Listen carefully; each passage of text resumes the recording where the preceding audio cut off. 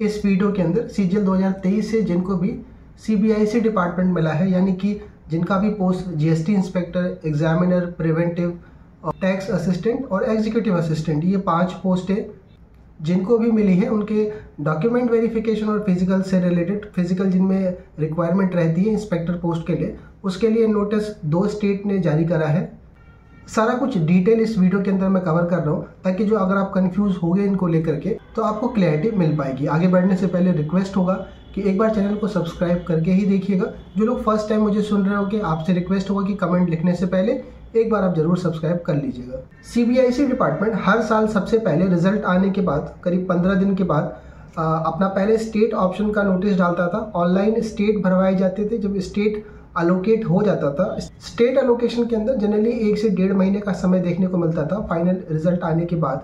उसके बाद जो स्टेट मिलता था कैंडिडेट को, उनका डॉक्यूमेंट और मेडिकल वाला प्रोसेस वहीं पर होता था। इस बार सबसे पहले इन्होंने जो कैंडिडेट जिस स्टेट से बिलोंग कर रहा है, उनके लगभग आप पाओगे कि जीएसटी की हर स्टेट में आपके हेड क्वार्टर है या हेड ऑफिस है, तो उनके स्टेट के अकॉर्डिंग, यानी जिस स्टेट से आपने एग्जाम दिया हुआ है, उनका डॉक्यूमेंट वेरिफिकेशन और फिजिकल का शेड्यूल वहीं करा गया है, वहीं के हेडक्वार्टर में। और मैं आपको बता दूं कि अभी आपका डॉक्यूमेंट वेरिफिकेशन और फिजिकल होने के बाद स्टेट अलोकेशन का प्रोसेस आगे होगा।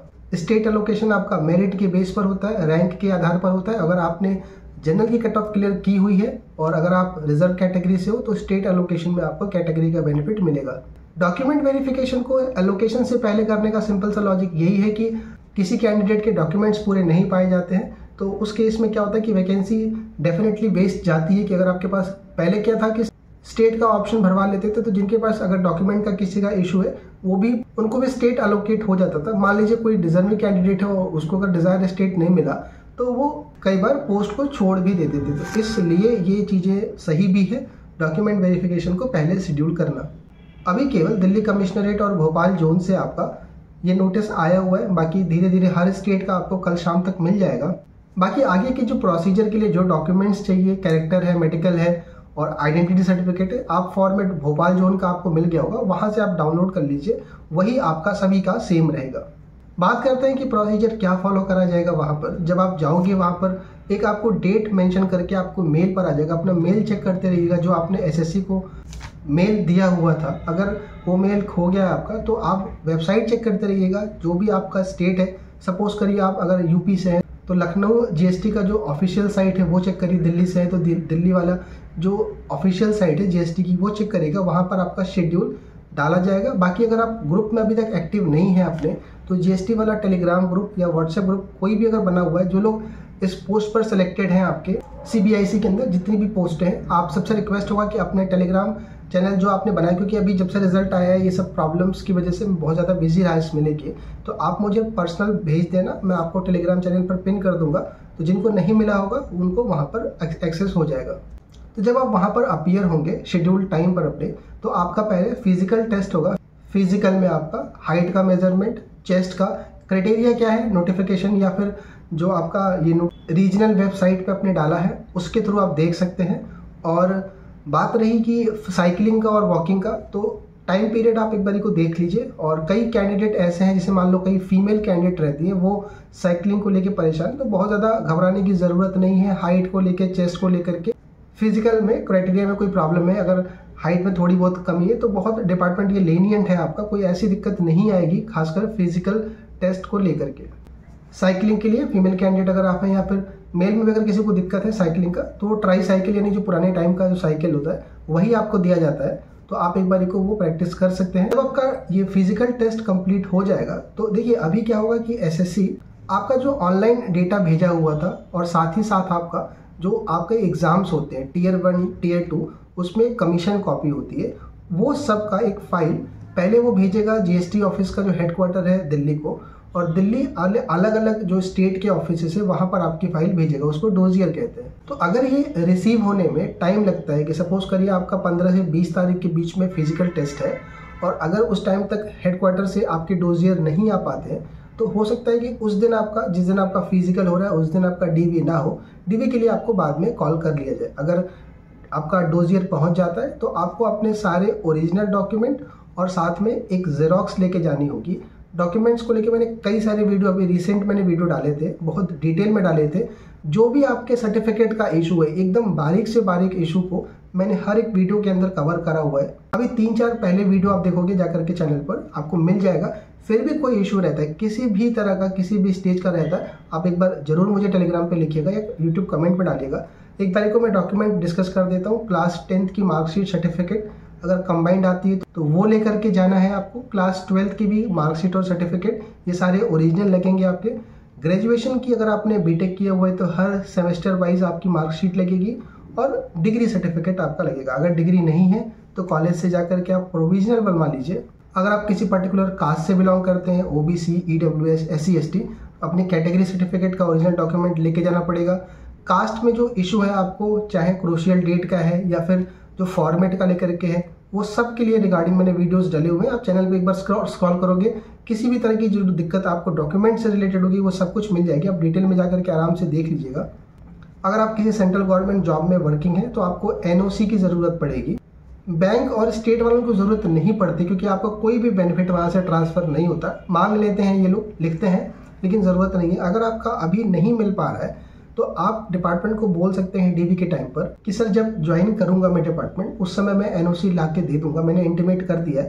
तो उससे आपकी ज्वाइन यानी DB आपका नहीं रुकेगा, कोई ऐसी दिक्कत नहीं आएगी। आधार कार्ड, पैन कार्ड आपका ये ज़रूरत पड़ेगी आपको आइडेंटिटी प्रूफ के लिए। फोटोग्राफ कोशिश करिएगा कि जो आपने SSC के फॉर्म में लगाया था वही लेके जाइएगा। अब हम बात कर लेते हैं मेडिकल को लेके। जो नहीं समझ पा रहे हो अगर आप लोग कि मेडिकल का करना क्या है, तो मेडिकल का एक फॉर्मेट दिया हुआ है। और भोपाल जोन का आप देखेंगे तो वहाँ पर नीचे एनेक्सर में लगा होगा, तो वो जो फॉर्मेट है आप उसको डाउनलोड कर लीजिए। उसकी 2 कॉपी या 3, कई कॉपी निकल, 4-5 कॉपी निकाल लीजिए। वैसे लगेगी 2 कॉपी।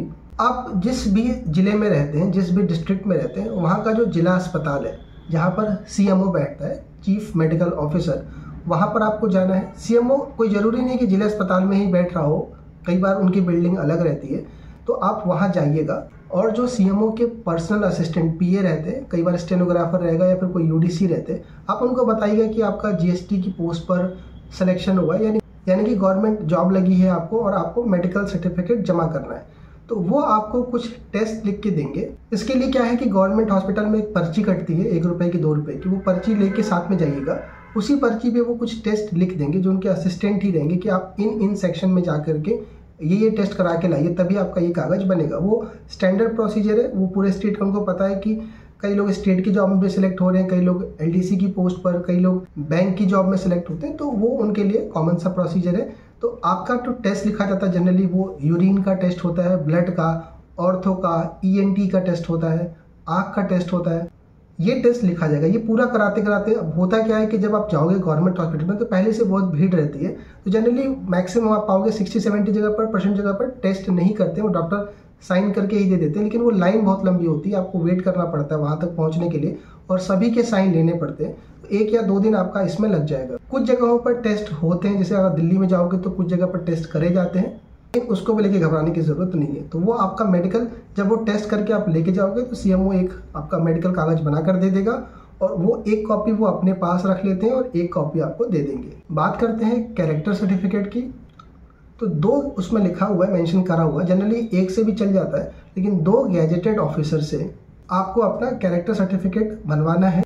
अब सवाल ये उठता है कि सर किसको देखें, क्या हम कैरेक्टर के लिए SDM के पास जाएं या किसी, तो आप कोई ऐसी अथॉरिटी को देखिएगा, चाहे अगर हॉस्पिटल में ही देख रहे हैं, जैसे TB का अस्पताल है, वहाँ पर जो चीफ वो रहते हैं, डॉक्टर रहते हैं, उनके पास भी ये उनकी भी जो पोस्ट होती है वो गैजेटेड पोस्ट होती है। तो जो भी आपका ये सर्टिफिकेट अगर गैजेटेड वाला इशू कर रहा है तो उनको पता रहता है कि उनकी पोस्ट गैजेटेड है, राइट। बहुत सारे कैंडिडेट मुझे कई बार कहते हैं कि सर मैंने इनसे बनवा लिया है, क्या ये वैलिड होगा कि नहीं। तो जो अगर बना रहा है तो कोई गवर्नमेंट अगर ऑफिसर है तो उसको पता रहती है उसकी पोस्ट, तभी वो अपना साइन आपको वो सर्टिफिकेट आपको बनाकर देगा। आइडेंटिटी सर्टिफिकेट के केस में भी आपको एक ही गैजेटेड ऑफिसर से करवाना है, तो आप चाहे तो सेम वाले से ही करवा सकते हैं, जिनसे आपने कैरेक्टर बनवाया है वो सेम ही हो सकता है। जैसे AA की पोस्ट आती है, चाहे CAG के अंदर बात करें या CGDA के अंदर बात करें, जो प्रमोट होकर बनते हैं, तो ये सारी पोस्टेड गैजेटेड होती, सारी पोस्टें गैजेटेड पोस्ट है। अगर कोई नोन है आपका जानने वाला तो उनका भी वैलिड रहेगा आपका। इसके साथ आपको एक अटेस्टेशन फॉर्म होगा, ये पूरा बेसिक फॉर्म रहता है।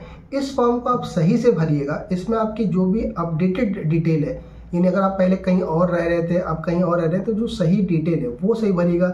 ईमेल गलत हो गया आपका, आपने फॉर्म में अपना 10th का परसेंटेज गलत भर दिया था, मदर फादर के नेम के स्पेलिंग में वो जो भी करेक्ट इन्फॉर्मेशन है वो ये डालेगा यहाँ पर, क्योंकि आपकी सर्विस बुक में, आपके डिपार्टमेंट के रिकॉर्ड में ये डेटा जाएगा। तो इस चीज़ को एकदम ध्यान से रखते हुए एकदम सही से इसको भरिएगा।